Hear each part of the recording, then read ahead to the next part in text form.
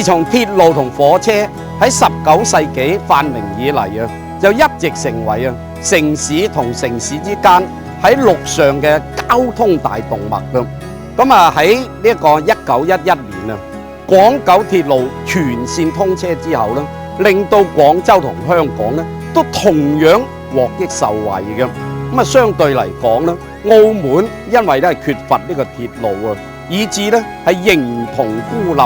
咁啊令到佢嘅經濟發展咧係大受影響嘅。咁究竟啊當年嘅情況係點嘅咧？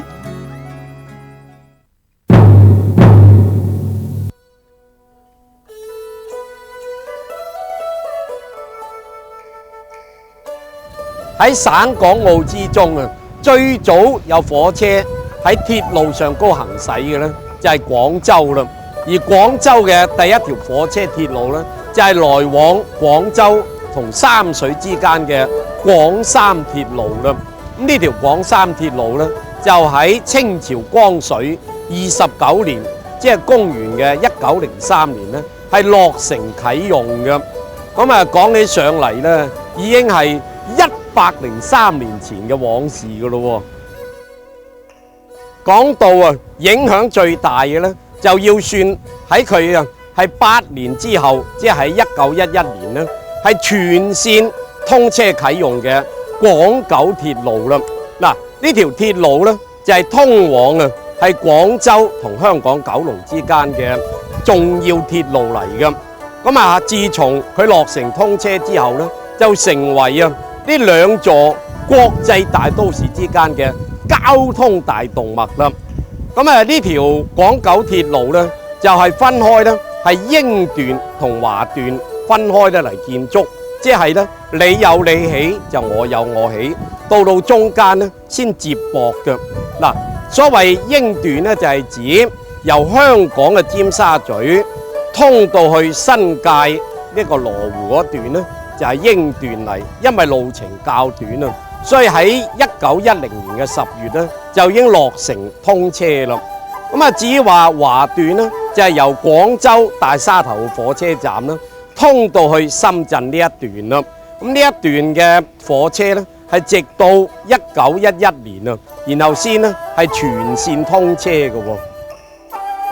華段同英段嘅火車路咧，就喺深圳咧係接軌。咁喺1911年嘅10月4號全線通車之後咧，咁啊大量嘅旅客同埋貨物咧就可以啊由廣州咧一直通到香港九龍啦。咁啊真係非常之快捷方便嘅。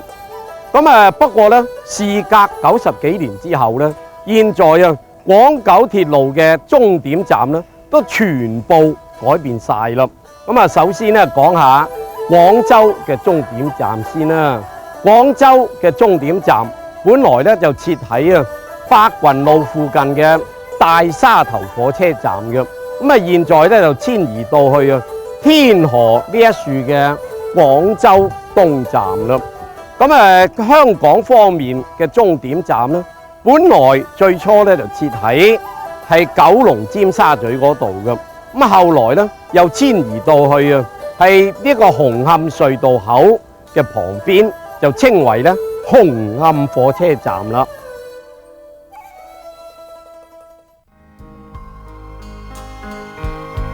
嗱，呢一座咧就係香港嘅文化中心啦。咁佢本來咧就係香港嘅九龍尖沙咀火車總站原來嘅位置嚟嘅。咁啊講起上嚟咧，香港咧就只得一個火車總站，就唔似得嘅係廣州咧有成4-5個火車總站咁多。點解咧？原因咧就係因為啊廣州咧就有好多唔同嘅火車路線啊，通往全國各地，所以咧就需要有4-5個火車總站咧嚟分流啦。但係香港咧就只得嘅一條咧係直通往啊廣州嘅廣九鐵路，所以佢咪啊只需要一個火車總站咪夠咯。但係1975年嘅11月30號啊，呢一座使用咗65年嘅尖沙咀火車總站咧，終於功成身退啦，而要拆卸啦。自從香港嘅第一代火車站，即係尖沙咀火車站功成身退之後咧，咁呢一個位於係紅磡海底隧道旁邊嘅紅磡火車站咧，就喺1975年嘅11月30號咧開始佢嘅運作嘅。咁啊，從此之後啊，香港嘅市民要搭火車，或者外地嘅遊客要搭火車嚟香港咧，都一定要經過呢個紅磡火車站，所以咧係令好多人咧留下咗不少嘅回憶嘅喎。為咗令到香港市民大眾能夠了解到香港早期嘅鐵路發展嘅經過咧，所以咧有關當局特別喺大埔太和呢處咧設立一個香港鐵路嘅博物館咧，係陳列嗰啲古舊嘅車廂啊、以前嘅月台啊，以及各種有關嘅資料咧，係俾市民大眾咧係入嚟參觀，令到香港市民都知道早期香港鐵路發展究竟係點樣嘅。嗱，呢一個咧就係以前所用嘅嗰啲蒸汽火車嘅舊車廂嚟，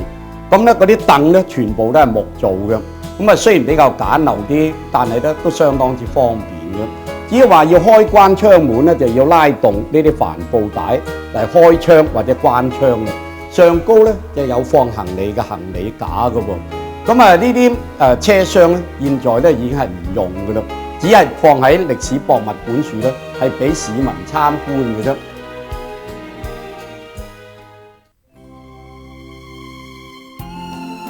澳門啊並冇任何嘅鐵路火車嘅，甚至嚟到澳門陸路唯一嘅交通出入口關閘呢一處咧，都見唔到任何鐵路火車嘅蹤影嘅。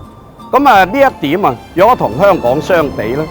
澳門咧就唔似香港咁咧，係有呢一個鐵路火車咧，係載運大量嘅貨物咧，去到呢個中國內陸各個城市嘅，而只能夠係靠貨車咧嚟運貨。咁啊呢一點同香港一比咧，就顯得相形見絀啦。究竟點解當年澳門唔計劃興建鐵路咧？原因咧就係不得而知啦。但係根據我自己嘅推測咧，呢一點咧好可能同龐大嘅經費有關嘅。因為當年要興建香港通往廣州嘅廣九鐵路，而當時嘅廣州市政府咧亦欠缺經費喎。咁英國人明白到興建呢條鐵路對日後經濟發展嘅重要性，所以不惜係借貸巨額嘅金錢俾當時嘅廣州有關當局，點都要係完成呢一條廣九鐵路嘅。咁最後尾俾佢哋係得償所願啦。咁若果當年係澳門要興建鐵路話，會唔會遇到